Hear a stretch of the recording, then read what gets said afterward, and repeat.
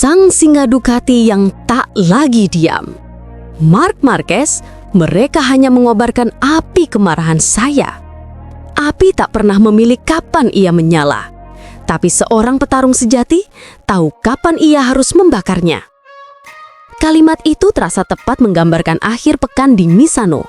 Selama akhir pekan yang penuh tekanan, hingga bendera finish berkibar, pembalap Spanyol itu mengukir narasi yang menggetarkan. Nyaris seperti adegan dalam film yang ia tulis sendiri. Sejak awal pekan, tekanan menumpuk di pundaknya.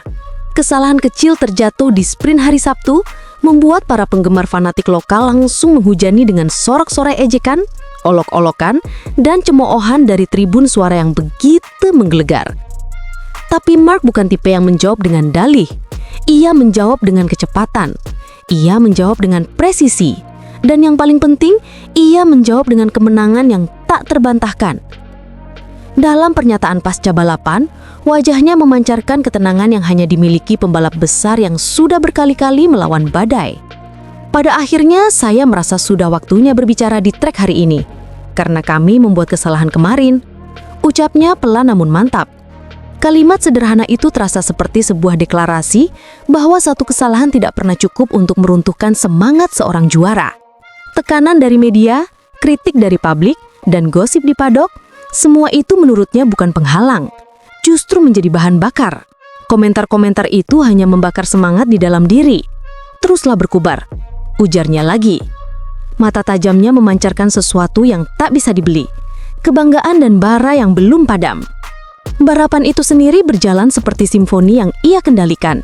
Sejak awal, Marc Marquez mengatur tempo, menjaga ritme, dan membatasi risiko dengan ketelitian surgikal.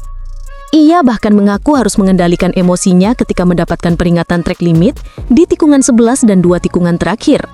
Karena satu kesalahan tambahan berarti hukuman long lap yang bisa menghancurkan segalanya. Saya tahu, satu lampu hijau lagi berarti putaran panjang.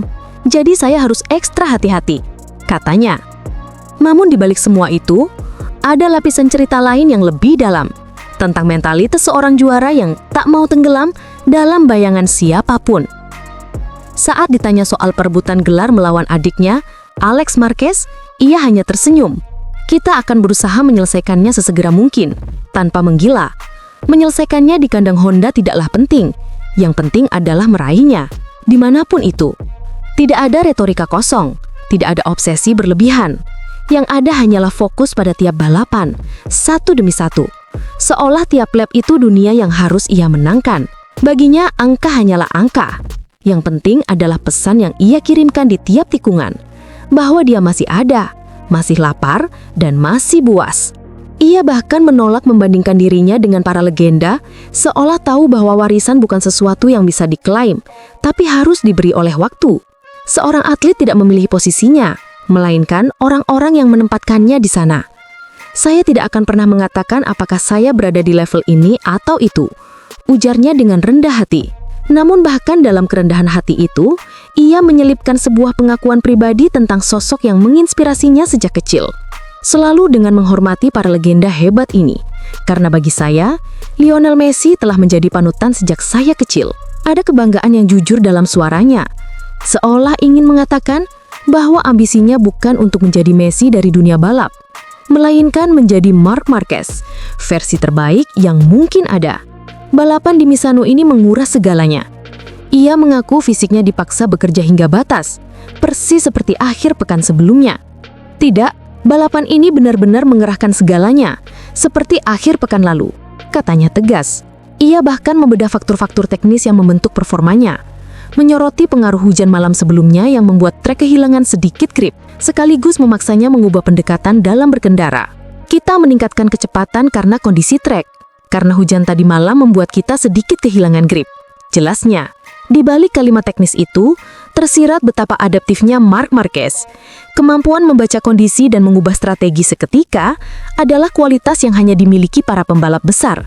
Bagi Marc Marquez, setiap akhir pekan adalah arena pertarungan. Setiap balapan pasti ada yang tersingkir.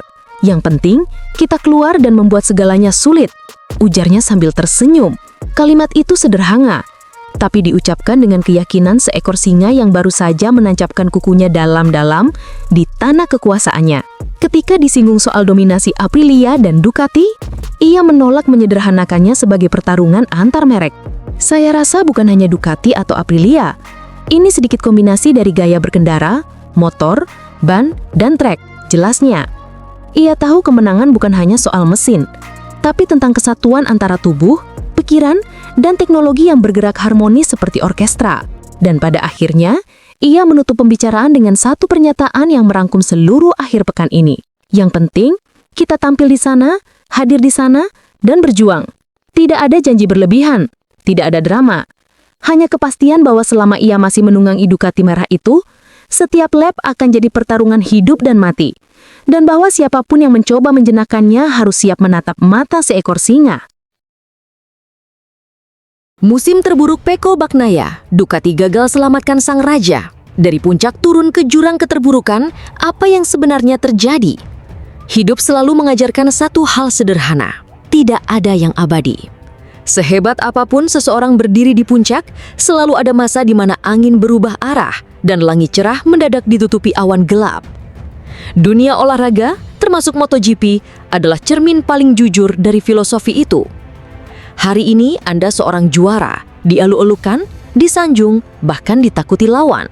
Namun besok, Anda bisa saja menjadi sosok yang tenggelam, kehilangan arah, dan terus dipertanyakan eksistensinya. Francesco Bagnaia sedang menjalani fase itu. Dari seorang juara dunia 2 kali yang membawa Ducati kembali berjaya, kini ia seolah tersesat di jalan yang pernah ia kuasai. Musim MotoGP 2025 baginya bukanlah perjalanan mempertahankan mahkota, melainkan pergulatan batin antara mempertahankan harga diri atau tenggelam dalam keraguan. Balapan di GP Catalunya hanyalah satu dari sekian banyak gambaran suram musim ini. Memang, ia menutup balapan dengan finish ke-7 setelah start dari posisi ke-21. Sebuah pemulihan yang bisa disebut heroik di atas kertas. Namun, kenyataan tetap berbicara lain. Untuk seorang juara dunia, hasil itu lebih mirip bentuk perlawanan terakhir ketimbang tanda kebangkitan. Barcelona seharusnya menjadi panggung kejayaan Bagnaia. 3 tahun berturut-turut ia menguasai lintasan ini, menjadikannya semacam rumah kedua. Namun pada 2025, panggung itu direbut Alex Marquez, sementara sang kakak Marc Marquez berdiri di podium kedua. Pecco hanya bisa melihat, menelan kenyataan bahwa ia bukan lagi protagonis utama di sirkuit yang dulu selalu ramah baginya. Sabtu menjadi hari paling kelam. Lolos di posisi 21 adalah rekor buruk yang sulit dicerna. Bahkan di musim debutnya bersama Pramac pada 2019, ia tidak pernah start sejauh itu. Ekspresi Davide Tardozzi di pedok, sebuah gelengan kepala yang dalam, menceritakan lebih banyak daripada 1000 kata. Sprint race keesokan harinya tidak memperbaiki keadaan. Hanya finish di posisi ke-14, tertinggal lebih dari 1 detik per lap dari Marc Marquez.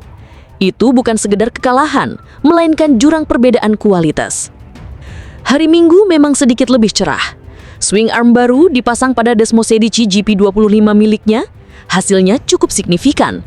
Ia melangkah ke depan, menyalip demi menyalip, masuk 10 besar, dan akhirnya finish ke-7 setelah duel sengit dengan Ai Ogura dan Luca Marini.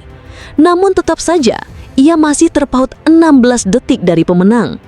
Performa ini tidak cukup untuk menepis keraguan publik, apalagi bagi seorang juara dunia yang pernah mendikte ritme balapan. Masalah utamanya bukan sekedar pada motor, tetapi pada rasa percaya diri yang hilang. Pecco sendiri mengakui bahwa ia tidak lagi memiliki feeling yang sama dengan GP25, berbeda dengan musim lalu saat GP24 terasa seperti perpanjangan dari tubuhnya sendiri. Kini, ia sulit mengendalikan motor saat masuk tikungan, sulit menjaga ritme, dan lebih sering bertarung dengan dirinya sendiri ketimbang dengan lawan di lintasan. Inilah siklus yang mematikan. Tanpa rasa percaya diri, kemenangan tidak akan datang. Namun tanpa kemenangan, rasa percaya diri juga tidak akan kembali. Tardozzi bahkan menegaskan, sebanyak yang bisa kami bantu, ia juga harus membantu kami untuk membantunya. Kalimat itu terdengar sederhana, namun di baliknya tersimpan keputusasaan. Statistik hanya mempertegas luka itu. 4 balapan terakhir tanpa podium. Pole position di Brno hanya berbuah finish keempat, hujan di GP Prancis dan Inggris menghapuskan poin. Semua kontras dengan musim 2024 ketika hampir setiap pekan Pecco hadir di podium.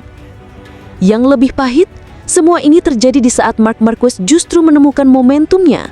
Setelah bertahun-tahun berkutat dengan cedera dan motor Honda yang tak kompetitif, kini ia kembali dengan Ducati. Dengan kepercayaan diri yang terus meningkat, Marquez tampil hampir tanpa celah. Perbandingan ini membuat Pecco semakin terpojok. Dunia melihat motor yang sama bisa membawa Marquez terbang, tetapi Bagnaia justru tertatih-tatih. Dalinya mencoba menenangkan dengan menyebut bahwa sensasi GP25 memang berbeda dan itu alasan utama turunnya performa. Ducati berjanji mencari solusi, menunggu tes Misano untuk menemukan jawaban. Namun waktu tidak menunggu, jika Marquez mengunci gelar sebelum Bagnaia menemukan jalan keluar, musim ini akan dikenang sebagai mimpi buruk yang tak terlupakan. Bahkan lebih ironis lagi, Bagnaia pernah menikmati kejayaannya justru ketika Marquez sedang jatuh. Saat rival sibuk memulihkan cedera, Bagnaia menguasai MotoGP. Kini saat Marquez kembali sehat dan didukung motor kompetitif, Pecco terlihat kecil, rapuh, dan kehilangan arah. Apa yang akan terjadi selanjutnya? Apakah Ducati masih akan menaruh harapan padanya? Ataukah musim 2025 menjadi awal dari akhir kisah Bagnaia di puncak dunia? Yang jelas, musim ini adalah pengingat harus, roda kehidupan terus berputar dan bahkan juara dunia pun bisa tersapu arus jika gagal beradaptasi. Bos Ducati bongkar fakta mengejutkan, beberkan rasa gelisahnya ke media. Ducati tengah berada di puncak kejayaan, namun sekaligus menghadapi dilema besar. Itulah gambaran paling tepat untuk menggambarkan suasana tim merah usai GP Catalunya. Di satu sisi, mereka merayakan gelar konstruktur ke-6 berturut-turut, sebuah pencapaian yang menegaskan dominasi Ducati di era modern MotoGP. Namun di sisi lain, sang manajer umum Gigi Dal-Yingna tidak bisa menutupi kegelisahannya. Dalam wawancara terbarunya, Dal-Yingna blak-blakan mengungkapkan perasaan campur aduk. Ia mengaku puas dengan perkembangan Marc Marquez yang mampu mengeluarkan potensi penuh GP25 dengan sangat dominan dalam waktu singkat. Tetapi ia juga prihatin melihat Pecco Bagnaia, sang juara dunia 2 kali, terjebak dalam periode begitu sulit. Saya senang dengan apa yang dilakukan Marquez, tetapi di saat yang sama, melihat seorang pembalap elit seperti Pecco begitu menderita tentu tidak menyenangkan, ujar Gigi Dal-Yingna. Perasaan Pecco saat ini berbeda dengan tahun lalu, dan itulah alasan utama performanya menurun. Kami sedang memperbaikinya, kami percaya padanya, dan dia juga percaya pada kami. Tapi kita semua manusia, terkadang kita tidak bisa tampil seperti yang diharapkan.